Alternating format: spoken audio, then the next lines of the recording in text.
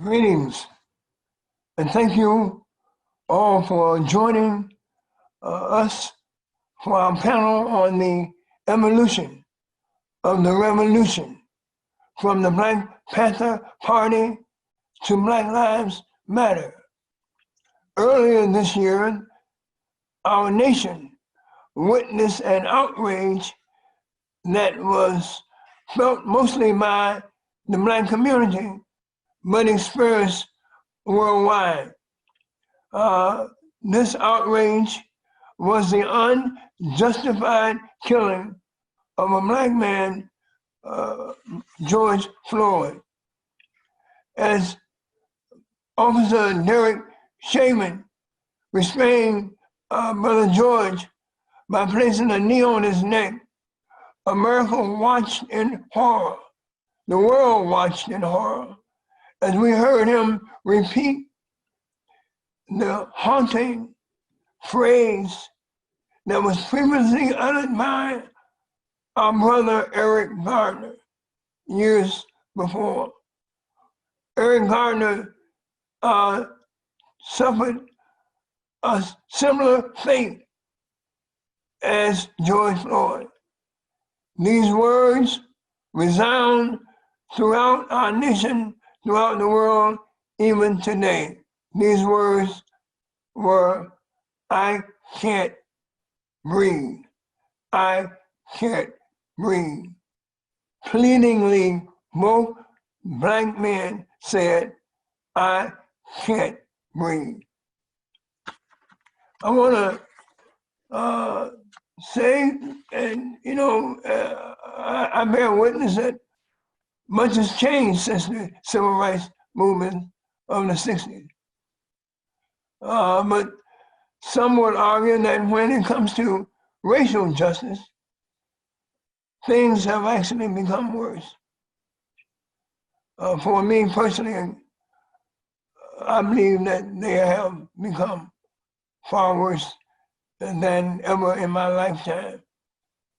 Today, I want you to know that we are joined by former members of the Black Panther Party, the Black Lives Matter movement, and others who are committed to critically examine this issue of racial injustice and hopefully to help find solutions to the current treatment of Black Americans by law enforcement agencies throughout the land. And now I want to introduce our illustrious, very capable moderator, Elena Beverly, who's the Director of Urban Affairs at the University of Chicago. Ms. Beverly has regularly appeared and provided commentary on MSNBC and other networks and outlets. And I very much look forward to today's discussion. And I will now yield over to the wonderful moderator, Ms. Elena Beverly. Thank you so much, Congressman Rush. Thank you for the honor to be with you today. And thank you all for joining what is and likely to be an intense and candid and thought-provoking conversation on the evolution of the civil rights movement. As Congressman Rush said, the evolution of the revolution. First of all, it is my pleasure to introduce documentary filmmaker, Mr. Stanley Nelson. Mr. Nelson's film, The Black Panthers, Vanguard of the Revolution, is the first comprehensive feature-length historical documentary portrait of the Black Panther Party, as well as an extremely timely and critical look at that earlier phase of Black activism around police violence in African-American communities. We are also honored to be joined by Fulton County, Georgia, Councilman Khalid, one of the only and first Black Lives Matter organizers to be elected to public office. Last, but certainly not least, we have Ms. Liz French, a former member of the Black Panther Party and executive director of Hope and a Home, Inc., a transitional housing program for low-income homeless families. Now, before we get started today, we would like to share with you a recent interview that Congressman Rush did with Vice News regarding the state of policing in the United States and how he views the Black Lives Matter movement, as he himself is a founding member of the Illinois Black Panther Party. The Black Lives Matter protests shaking America marked the most widespread civil rights action since the late 60s and have drawn a lot of comparisons to that turbulent time. We talked to one of the leading activists of that era about what's changed and what hasn't. The police department is probably more vicious now than even in the 60s. Since you have refused to leave the roadway, you will be placed under arrest on the charge of disorderly conduct. Because they're more of an institutional protection. The FOP, Fraternal Order of Police, and other organized reactionary right-wing structures protected the police department.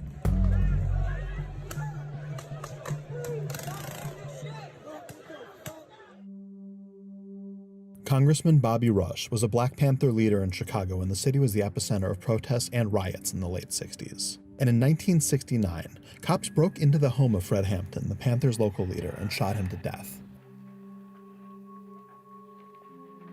Police came in, killed Fred, and murdered him after they had drugged him with fentanyl. They killed him, and the very next morning, they came to my apartment. All right, and shot my door down. Do you think if you had been in your apartment yesterday, you would have been shot by police? Yes, I would have been murdered. I still think there's a great possibility of people trying to murder me, like they'll murder anybody that's Black in this country. And I don't condemn the entire police department. I think that there are some members of the police department who should not have been on the police force. Our law enforcement system has given them a nod and a wink for too long. And they continually murder innocent people and use excessive force in the Black community. Hampton's death was the culmination of a bloody stretch. In April 1968, parts of Chicago burned after Martin Luther King's assassination. Later that summer at the Democratic National Convention, police attacked peaceful demonstrators protesting the Vietnam War. That police aggression was defined as a police riot. Similar to what happened at Lafayette Park. That reminded me of 1968, when the police was responsible for the rioting.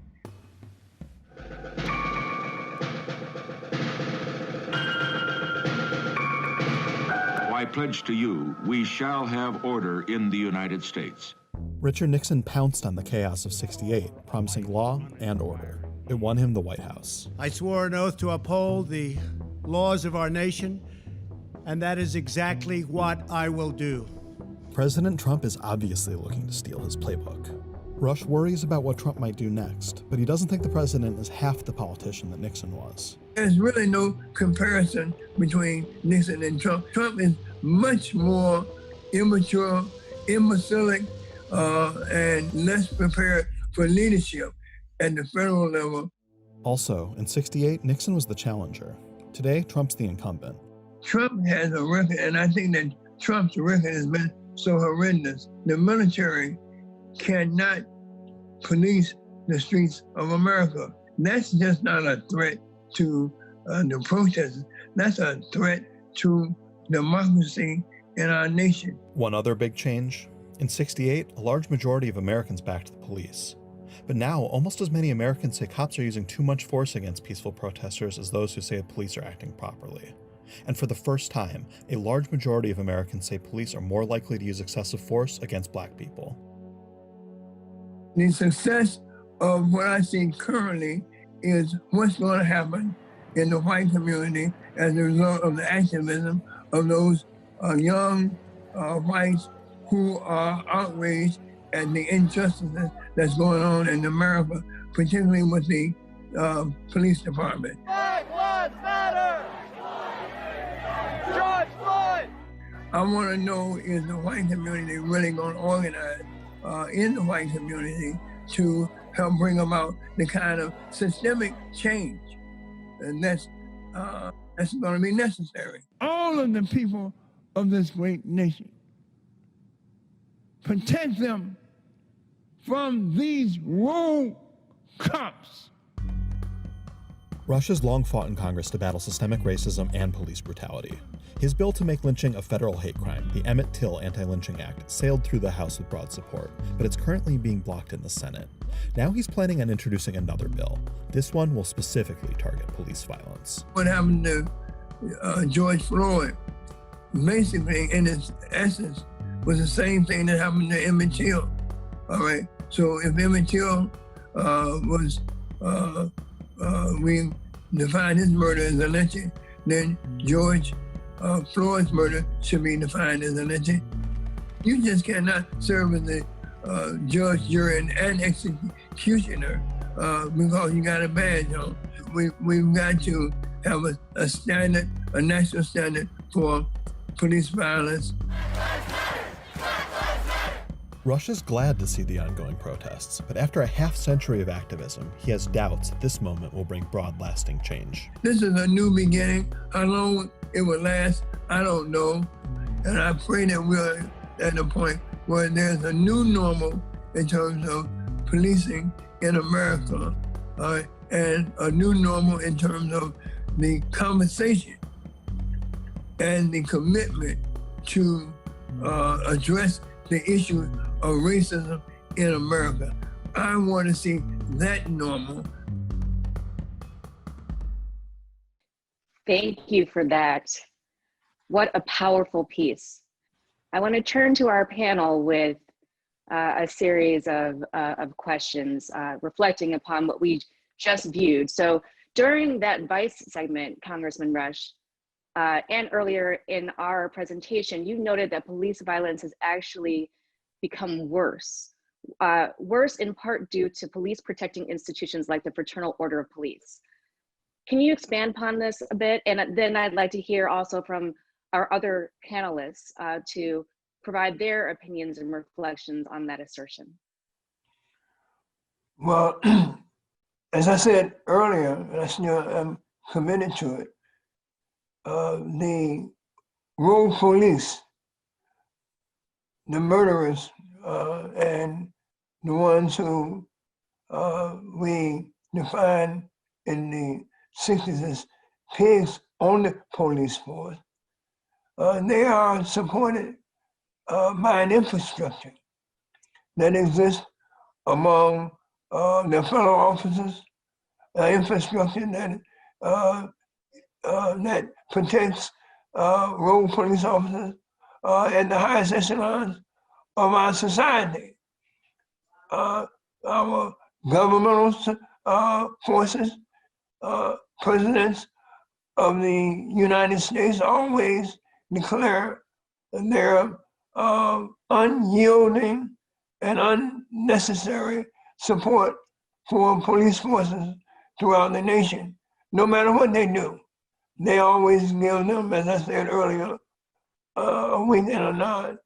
So I think that police has always been an appendage of the economic system. They've always been the protectors of the economic system in America. And they still maintain that particular pursuit.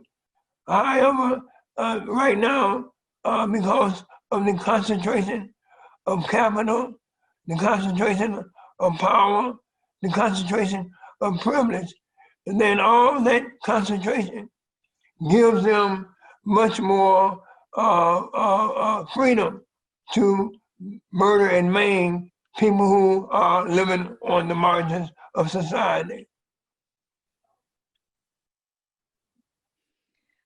Thank you for that. And also, I hear you, and it resonates well that they have always been protectors of these economic structures and economic institutions. Councilman Khalid, can you reflect on that assertion that part of the reason why police violence is worse today is because they are protected by these institutions, like the Fraternal Order of Police? I don't. So I don't know that I can say that it is worse today than it was in the 1960s. I wasn't alive in the 1960s.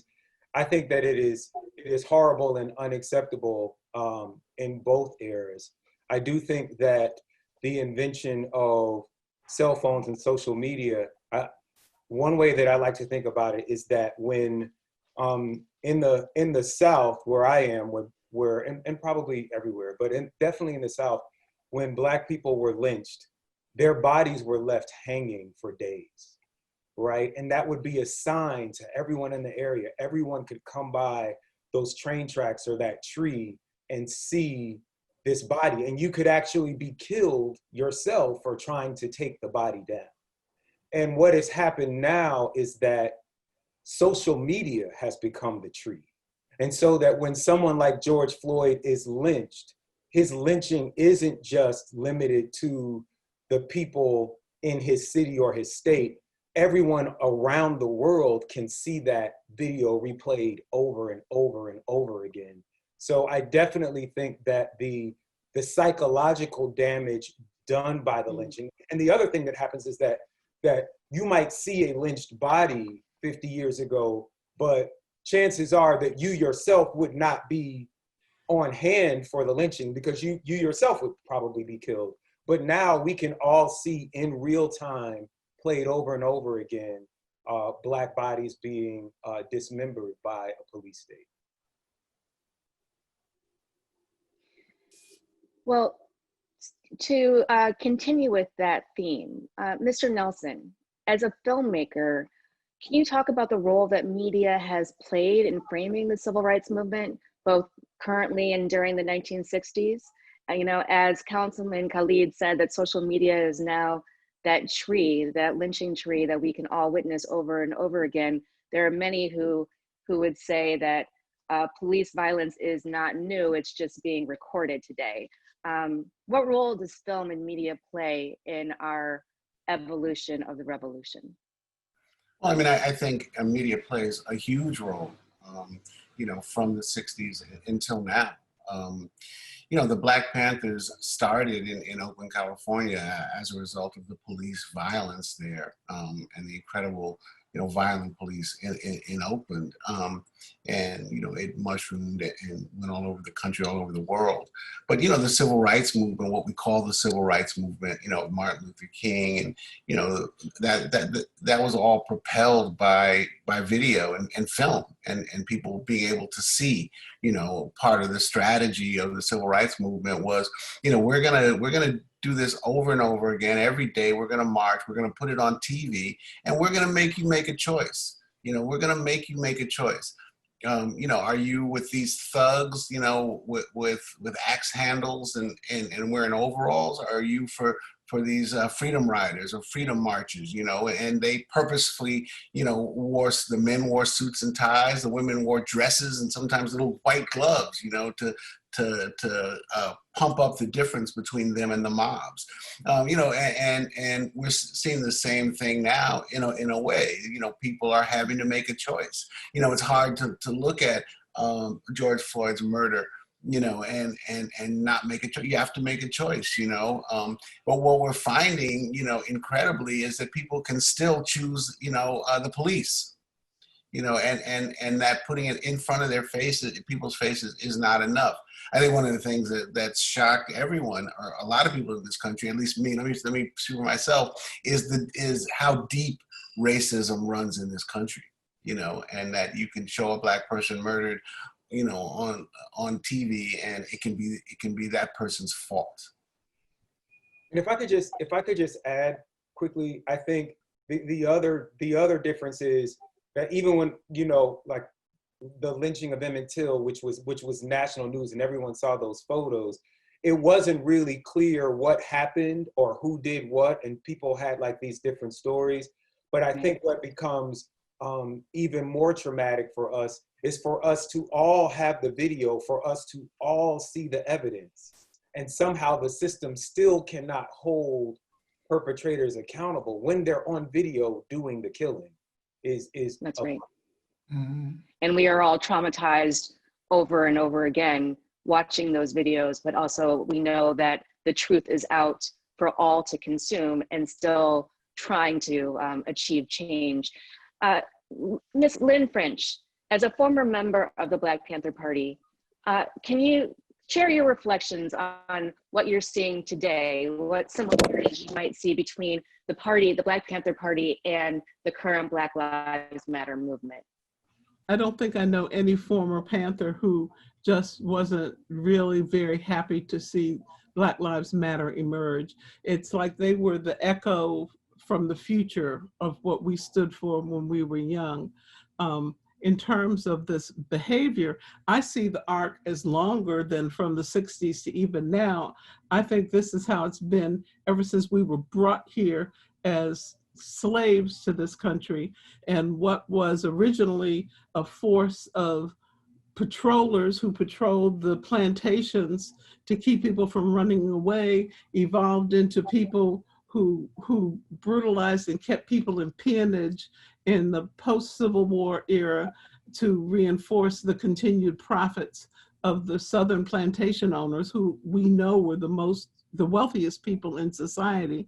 And then as people escaped to the North in the Great Migration, white people went those directions too. So the police in Oakland or the police in Chicago are just the descendants from the same people who were patrolling us there. And their role has always been to keep us in place and reinforce rules that sometimes stated. People in the South may have been plainer about stating them, but they're always the rules. And I agree with whomever said that now that we have these phone cameras, it really has just brought it right to point on people where they see, okay, this man is getting in the car with his 3 children. Someone's grabbing his shirt and shooting him 7 times in the back. Why was that necessary? And yet we have a whole nother influential political segment of society right now that's saying, okay, I know what you think your lying eyes saw, but if you want to be able to live your life in peace and have your peaceful neighborhood and not have any of these other objectionable people around you, you still have to support us. So I see it the same thing, and I'm sorry to sound so negative about it, but I just feel like the more things change, the more they stay the same, and not sure what's changing.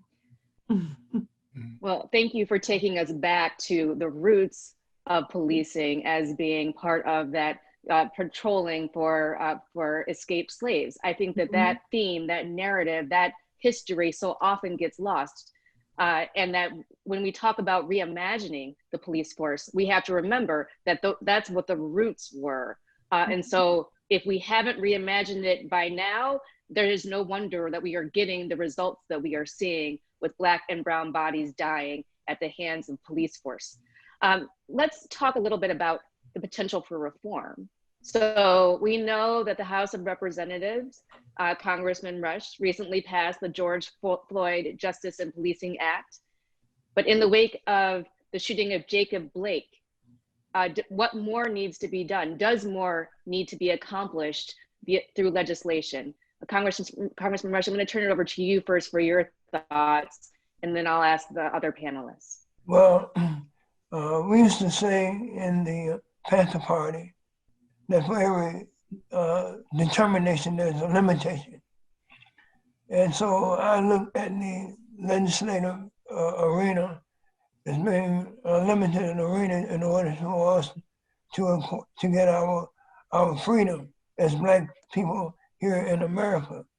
That said, the House passed overwhelmingly the George Floyd Police Act, and it's held in the Senate. It's not going to get a vote in the Senate.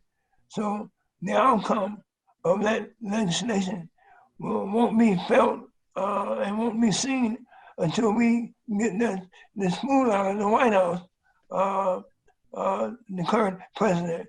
We've got to change administration before that bill will see the light of day. And we got to also make sure that we change the nature of the Senate and elect a president that will be more amenable to signing a piece of legislation like the George Floyd Policing Act. So, but that's on one hand. But on the other hand, I really don't want to restrict our energies, our focus, even our hope on what happens in Congress. Until we are able to continue to have protests on the streets. I mean, I don't believe in lawlessness. I don't believe in this wanton, petty criminality that pops up. But we've got to, change is only going to come when the people themselves become the change that they want to see, each and every one of us. So we have got to, again, not just rely on the stroke of a pen of a president in Washington, the vote of members of Congress, including the House and the Senate, but we've also got to change America and American consciousness that, in my opinion, is greater than racism. It's racialism. Racialism and not racism. Racism is just ideology. Racialism is a philosophy, and we've got to change the philosophy of America. And people, ordinary people, can make that change. Well, then I would ask Councilman Khalid to speak to both the possibility of reforms more at the local level, and also speak to that philosophy of racialism that Congressman Rush just lifted up. Do we need, or what role do other communities, white communities, other communities of color play in the movement for Black lives? So I want to answer that question in a couple of different ways. First, I think that Congressman Rush is correct, and I would just add that at the federal level, one of the reasons that these police continue to get off is because of this Supreme Court case, Tennessee versus Garner. It's a 1985 Supreme Court case. It established this legal standard of objective reasonableness, which has been perverted by police officers' unions. But ultimately, we're going to need to overturn that Supreme Court case. And we can't do that until we have a set of Supreme Court justices who are willing to rule justly. I was talking to Benjamin Crump a couple of years ago about this, and he was mentioning how there were, before Brown versus Board of Education, there was this Dred Scott decision. And so it was the right case, but it came at the wrong time in history. And because we had a reactionary Supreme Court, they issued a decision that set Black people back for, another generation. And so even if we had the case, even if we could get a case of George Floyd or Breonna Taylor to the Supreme Court, this may not be the court. And that is why voting this November is so important. But in terms of the city, and I do, if I could just take a moment to break a couple of things down. First, I want to I'm honored to be on with all of these legendary activists and icons. But I represent the city of South Fulton, which is slightly different than South Fulton itself. South Fulton is a county. The city of South Fulton is basically, it used to be the SWAT of Atlanta, and now it's become its own city. At a 90% African-American population, we are the Blackest city in America. Cities over 100,000 people. And so one of the things that I think that we have to do is to decide as a city to be Black on purpose. That is what I am really pushing for our city to be. You can see the city seal that we have, me and Councilman Baker, who's another councilman, we've redesigned this city seal with the motto Kuju Jakalia, and it has some African symbology. So the first thing that we have to do is stop apologizing for being pro-Black. Somehow between Bobby Rush's generation and the 80s, Black people started apologizing for having unapologetically Black agendas to uplift Black people. And we've got to get back to a politic, and I think that we're there now. We see it with the NBA walkouts being led by George Hill and LeBron. Black people are saying, and even in this moment where people are trying to talk about people of color or Black and brown people, we're like, no, Black people. We're going to talk about Black people, and we're going to stop apologizing about being Black. And then I think the next thing that once we can be unapologetic about that, then we need to address the fact that police, as you have said, historically have never served Black people. And you talked about reimagining police, but the truth is that police were already reimagined.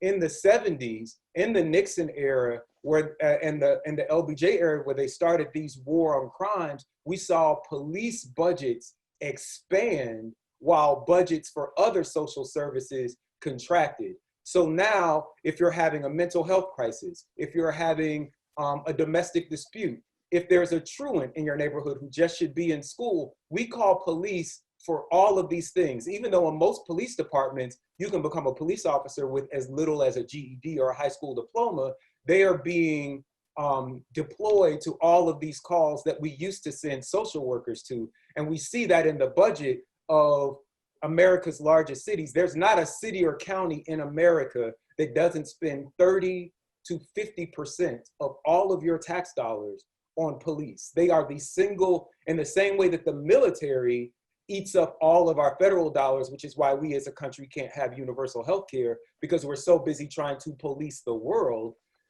We can't do the sorts of economic development or social interventions that we need to be doing in troubled communities because we are spending all of our money locking up Black people and just recreating this thing. And the last thing that I will say is, so one part of reimagining the police is reimagining a smaller police force that is only deployed for incidents of violence.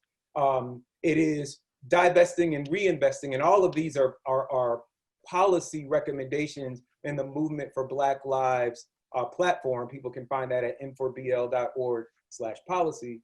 But the last thing that some progressive, I know Seattle is doing this and some other places, they're looking at right now, police departments, part of this huge bill that we have is liability insurance for all police departments. And some progressive policymakers are moving now to have police officers have to carry their own insurance, which means that you won't be able to put your knee on somebody's neck and kill them. And then when you are fired from that police department, just transfer to another police department and get another job.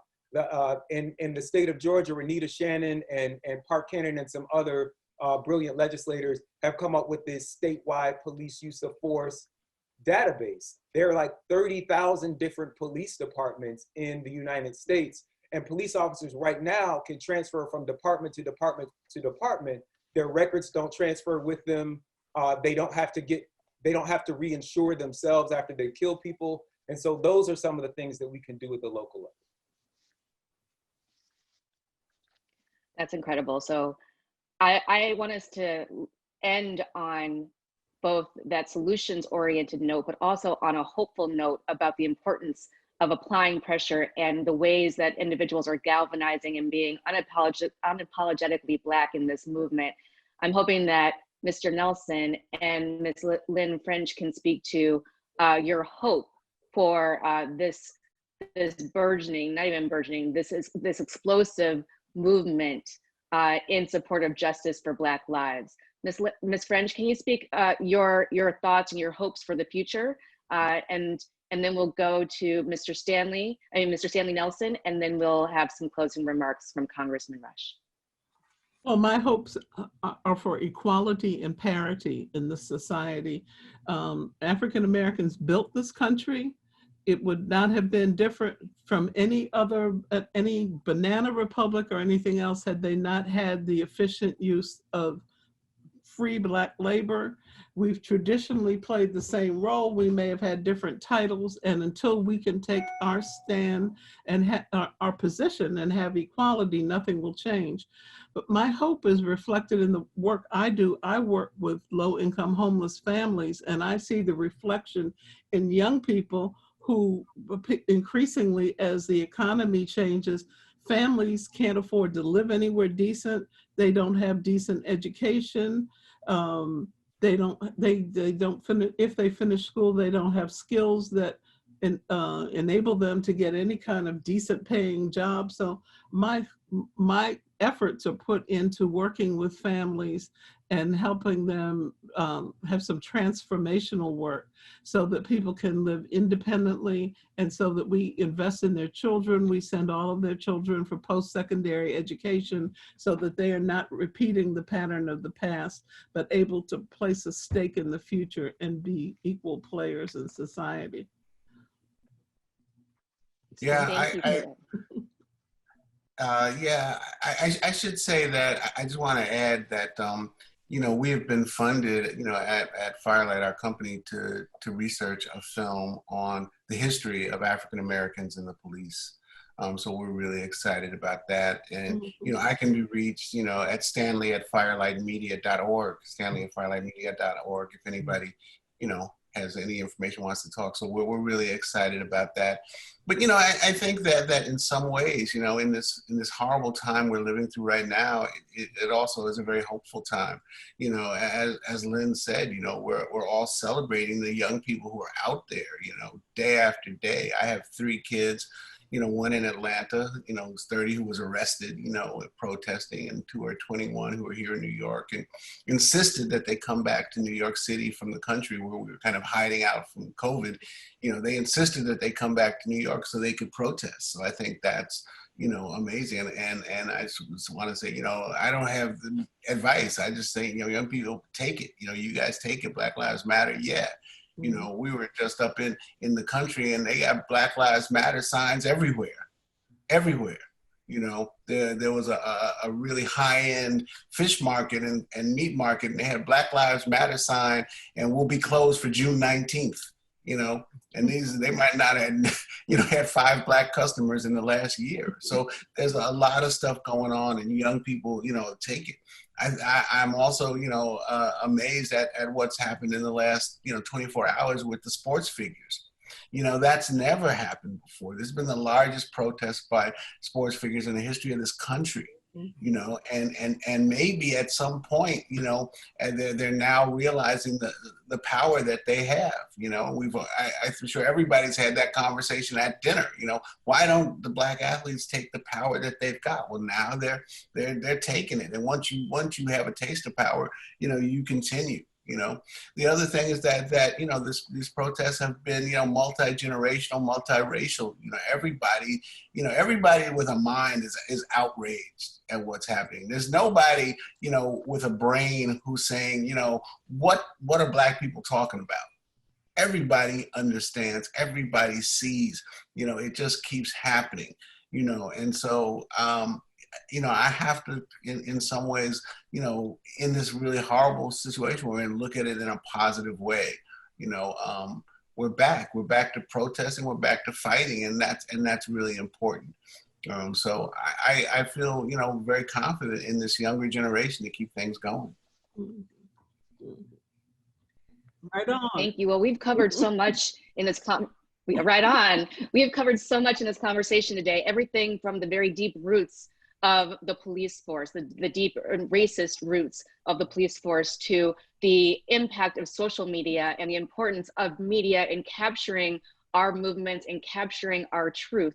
The importance of legislation at the federal level, but including the George Floyd Justice and Policing Act, but the perhaps even more important role of voting in this moment to ensure that we both have the ability to pass progressive legislation that protects Black lives, as well as to secure Supreme Court justices that would overturn the immunity standards and help to ensure that we can hold police accountable. We talked about being Black on purpose. We talked about the ways that the police department has already been reimagined by having the forces that be investing in them, so that now we might urge for a smaller police force, maybe individual insurance protections, investing in the next generation, and having everyone from our athletes who are executing activism to our brothers and sisters and our children in the streets, taking truth to power. And I also am part of an organization that is very much about the importance of, it's called Be Me Community, the importance of Black people to live, to own, to vote, and excel. And so with that, I would like to thank each and every one of you for your leadership, and turn it back over to Congressman Rush for some closing remarks. Well, I want to thank you, Elena, and I want to thank each and every one of you, outstanding panelists. You all have really informed not only our listening and viewing audience, but you really have informed me on a number of different areas. And I guess my closing thought is one that we all, no matter what we are, no matter where we find ourselves at in our lives, in our professions, in our careers, we have got to just simply organize. We have got, being organized is going to be the way that we are going to be able to combat the forces of racism, and the forces of racism and racialism, and that is the police departments across the nation. We've got to organize, and as we organize, take advantage of the opportunities and the challenges that we are presented with, that will lead the nation in combating and eliminating racialism and racism from the shores of America. I want to again thank each and every one of you. You are an amazing group of people, and let's continue to fight. And don't forget to vote. Vote, right? You don't vote, you don't count. Right, that's right. Get rid of that knucklehead and sitting in our White House. Thank you everyone for participating today. Right on. Be safe. Thank you, everybody. Bye-bye. Bye, everybody.